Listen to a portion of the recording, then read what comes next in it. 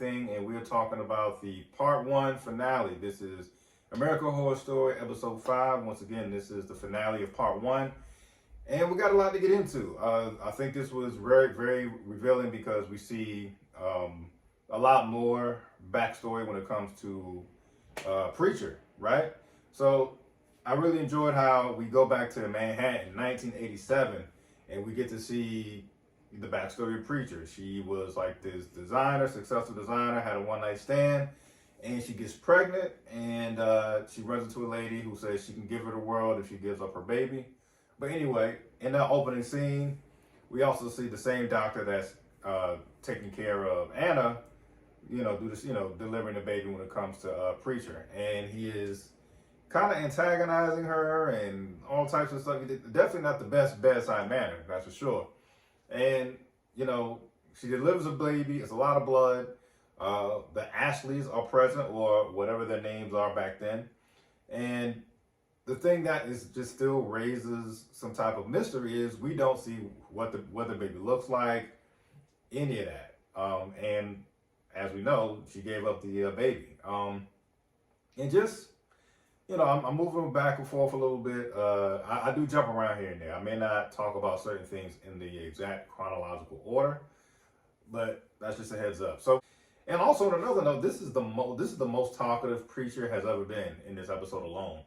Not only do we see Preecher's backstory, she explains her backstory when she talks to Dexter's mom, which is a whole other different mystery, in the first place.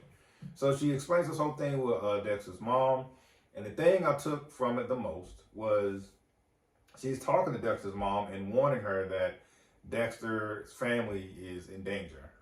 Apparently the Ashleys are going to be coming for Dexter and Anna because his deceased wife actually kind of broke rank and actually fell in love with Dexter, which wasn't supposed to happen, I guess. And so now because a woman called Feelings, the Ashleys, or whatever their real names are, and whoever else is rolling with them, are trying to come after Dexter's family, which is kind of making more sense. And that's, who knows, maybe that's why Anna is still getting these voodoo dolls that are affecting her. We see her losing her hair, and what does she find? She finds a Barbie doll that has her hair missing as well. So that part I really enjoyed. It's starting to make sense about how things are really coming together. So I thought that was dope.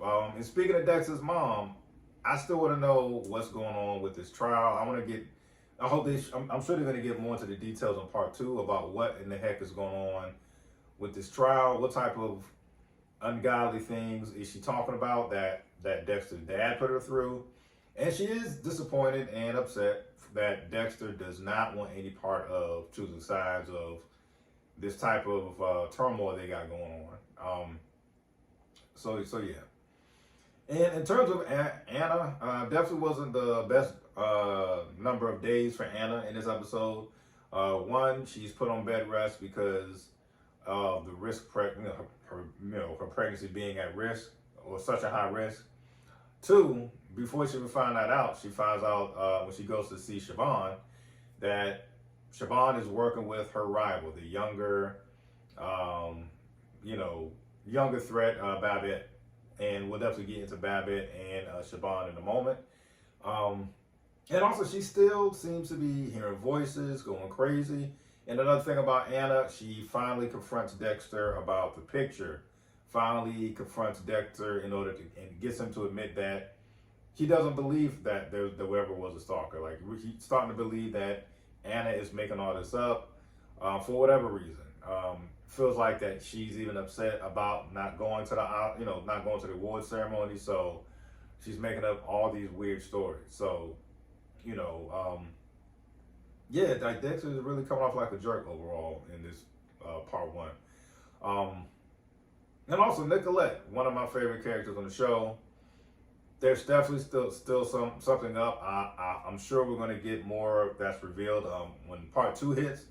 In terms of whatever this tension she has between Nicolette and Sonia, she definitely was grilling Sonia like they had some beef in the past. Sonia played it off cool. Nicolette was very, very obvious that something went down in a wrong way. Whoever knows how long. So yeah, I'm very curious about that. I thought we would get more of Nicolette in this episode, especially being that, what was it, a couple episodes ago, she sent that note to Anna saying that Anna can't trust anyone. And she's kind of been fairly radio silent ever since. So I want to know what's up with that. So the thing I'm looking forward to the most, and it left me with more questions, and I'm so eager for part 2 to start. We get the phone call. Siobhan gives the phone call to Anna, and she is giving Anna like the Tom Cruise McGuire speech. And it's just like, look, are you willing to do what you need to do to get this Oscar?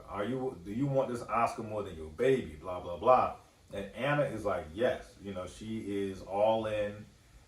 She's almost like baby who. Like, let's get this money. Let's get this Oscar. Let's look what I got to do. And she says, okay, cool, stay near your phone, blah, blah, blah. And they hang up. We hear, she hears voices. She gets abducted, or someone grabs her at some point when she goes to the basement. She wakes up the next morning and she sees that Babette has been decapitated after some type of brutal car crash. And so now that leaves me with questions, because I wonder if I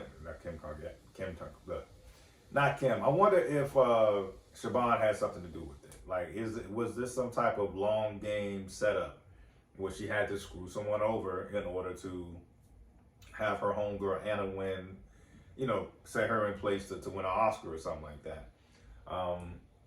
So I'm thinking that's the case. I'm looking forward to part 2, because I'm sure more will be revealed about Nicolette. And I'm also looking forward to part 2 because I want to know more details about this case that Dexter's mom is trying to throw. So those are the type of questions I have. Let me know if you have any questions or comments. What are you looking forward to in terms of part 2 as well? And also, I want to know what the fate is of this director who is clearly falling in love with Kim Kardashian's character, Siobhan. He's definitely has some raised questions for her as well, and feelings for her. So this definitely was a huge rebound from the previous New York season. I will say that. So love it or hate it. That's my review, folks. Peace.